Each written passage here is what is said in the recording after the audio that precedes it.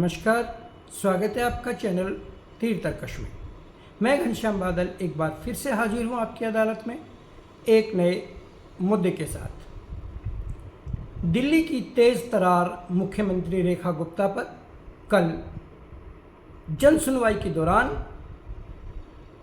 राजेश खमजी सकारिया नाम के व्यक्ति ने हमला कर दिया। हमलावर गिरफ्तार हो चुका है। 5 दिन की पुलिस रिमांड पर भेज दिया गया है और उससे पूछताछ जारी है।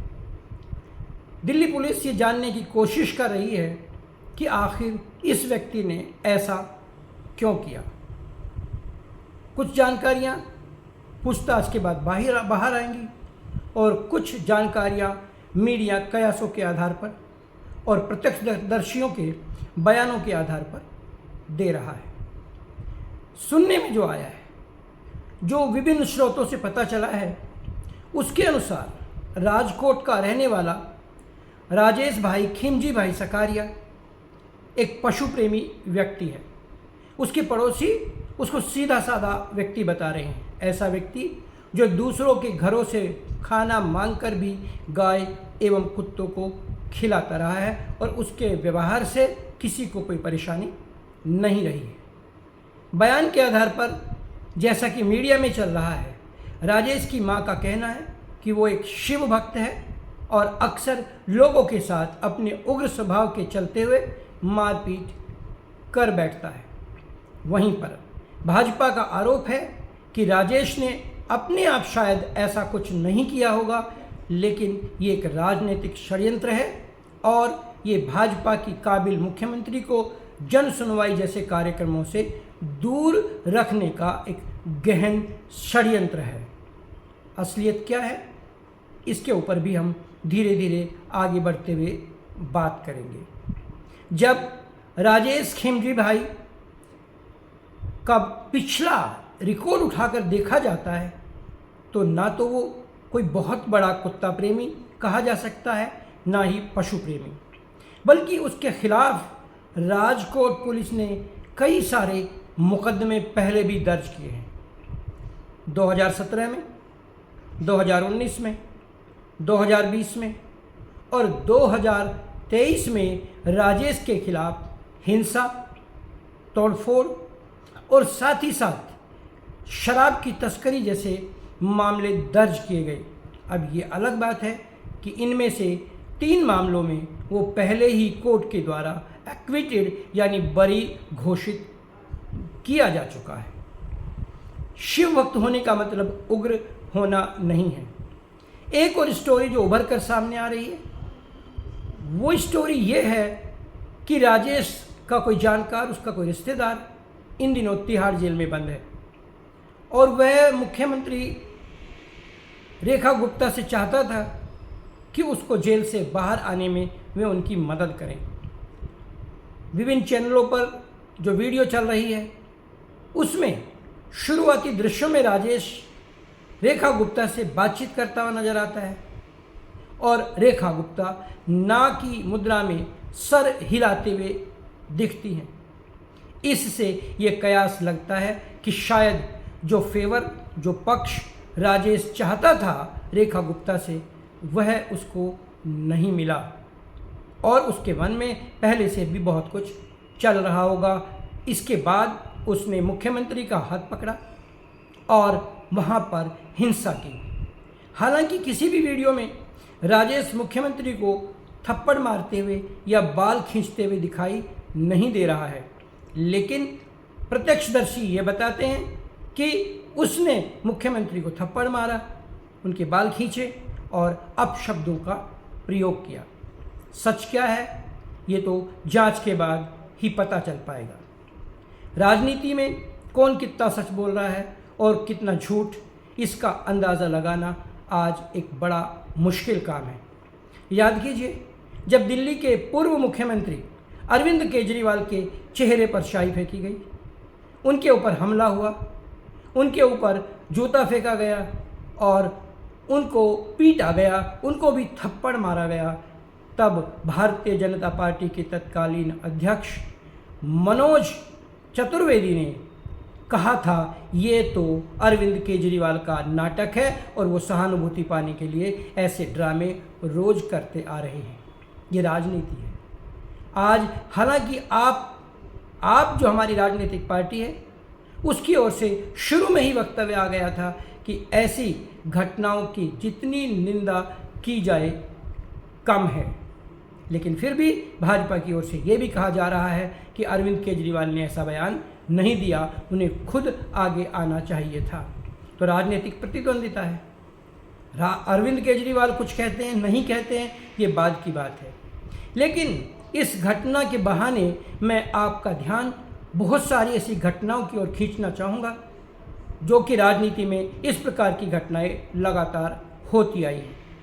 राजनीति में आम लोगों के द्वारा, मिलने वालों के द्वारा नेताओं के ऊपर हमला करना, उनको चोट पहुंचाने की कोशिश करना कोई एकदम नया या ताज़ा मामला नहीं है। ये क्रम तो भारत में 1957 से ही शुरू हो गया था, जब राम मनोहर लोहिया के ऊपर हमला किया गया था एक सभा में। तब इसकी बहुत आलोचना हुई थी और इस घटना के बाद राम मनोहर लोहिया ने कुछ ऐसी राजनीतिक बातें भी की थी जिनका उल्लेख यहाँ करें तो ये एपिसोड बहुत लंबा हो जाएगा, इसलिए हम और आगे बढ़ते हैं। उसके बाद 1977 में जब श्रीमती इंदिरा गांधी प्रधानमंत्री थी और वे विभिन्न राज्यों के दौरे पर गई चुनाव के दौरान, तो उनके प्रति इतना गहरा असंतोष जनता में था कि उनकी बहुत सारी सभाओं में पत्थर फेंके गए, अंडे और टमाटर फेंके गए और जूते भी उछाले गए, अपशब्दों का प्रयोग किया गया। वहाँ पर भी बात नहीं थमी। राजीव गांधी के ऊपर श्रीलंका में तमिल में एक तमिल सैनिक ने राइफल की बट से हमला किया, लेकिन वो इस बात से क्रुद्ध था कि शांति सेना क्यों श्रीलंका में अपना कार्य कर रही है। इसे और आगे बढ़ाते हैं। बोफोर्स कांड में जब राजीव गांधी का नाम आया और उसके बाद वे चुनाव प्रचार के लिए विभिन्न रैलियों को संबोधित करने के लिए विपक्षी नेता के रूप में गए, तो उनके ऊपर भी पत्थर, अंडे, टमाटर और जूते फेंक करके वार किया गया। केवल राजीव गांधी नहीं, उसके बाद वीपी सिंह मंडल कमीशन के बाद जहां भी जाते थे अक्सर उनके खिलाफ नारेबाजी होती थी और अंडे, टमाटर जैसी वस्तुएं उनके ऊपर फेंकी गई। कह सकते हैं कि ये सब घटनाएं जन असंतोष का परिणाम थी। उनके बाद प्रधानमंत्री के रूप में डॉक्टर मनमोहन सिंह आए, जो बड़े विनम्र, कम बोलने वाले और संयमित भाषा का प्रयोग करने वाले प्रधानमंत्री थे। लेकिन जब काले धन को बाहर निकालने की बात आई और वहाँ पर सरकार फेल होती हुई नजर आई, तो एक प्रेस कॉन्फ्रेंस में उनकी तरफ भी जूता उछाला गया। पी चिदम्बरम के ऊपर भी जूते से वार करने की कोशिश की गई। भारत में ही नहीं, विदेशों में भी ये घटनाएं अक्सर होती रहती हैं। अमेरिका के पूर्व राष्ट्रपति जॉर्ज बुश के ऊपर भी जूता फेंका गया। हालांकि एक और मज़े की बात है, इन सारी घटनाओं में किसी एक भी नेता को ये जूता लगा नहीं। शाही फेंकी गई अरविंद केजरीवाल के चेहरे पर, फिर पानी फेंका गया जिसे आपने तेजाब कह करके उनकी हत्या की कोशिश मान करके इसका प्रचार किया। बाद में लेबोरेटरी की जांच में ये पानी निकला। अब सवाल यहाँ पर ये उठता है कि आखिर नेताओं के खिलाफ इतना जन असंतोष क्यों है? ऐसी क्या वजह है? यदि हम मनोविज्ञान की दृष्टि से देखें तो हर व्यक्ति अपनी इच्छाएं पूरी करना चाहता है। आम व्यक्ति, आम आदमी इसलिए वोट देता है कि उसको समस्याओं का सामना न करना पड़े, लेकिन ऐसा हो नहीं पाता। कोई भी सरकार ऐसा करने में समर्थ होती भी नहीं है, लेकिन कुछ अपेक्षाएं होती हैं। और मनोविज्ञान ये कहता है कि जब कोई व्यक्ति हताशा का शिकार होता है, भग्नाशा का शिकार होता है, तो फिर वो हिंसक भी हो सकता है। इसी मनोविज्ञान के चलते अक्सर ये हमले होते रहे हैं। लेकिन इसके पीछे एक बहुत बड़ा राजनीतिक कारण भी है। कई बार विपक्षी नेता दूसरे नेताओं का साहस कम करने के लिए, उनकी हिम्मत कम करने के लिए, उनका आत्मविश्वास दिगाने के लिए या पब्लिक में उनकी छवि खराब करने के लिए अपने लोग उनकी सभाओं में भेजकर इस तरीके का कृत्य कराते हैं। वहीं इसका एक दूसरा पक्ष भी है। कुछ नेता जनता की सहानुभूति पाने के लिए अपने ही लोगों से अपने ऊपर इस प्रकार का हमला प्रायोजित करते हैं। इस प्रकार के आरोप अक्सर लगते रहे हैं। यहाँ पर भी बात वही आती है, कहा जाता है कि राजेश इस बात से बड़ा रुष्ट था, क्रोधित था, नाराज़ था कि दिल्ली में कुत्तों को, आवारा कुत्तों को क्यों पकड़ा जा रहा है, ऐसा आदेश क्यों आया। यदि हम केवल इसी बात पर गौर करें तो समझ में नहीं आता 41 साल का मैच्योर व्यक्ति जो पढ़ा लिखा है, व्यापार करता है, केवल इस घटना से इतना उत्तेजित कैसे हो सकता है। फिर ये आदेश सरकार ने नहीं दिया, ये आदेश न्यायालय की ओर से आया और सरकार को केवल उसका पालन करना होता है।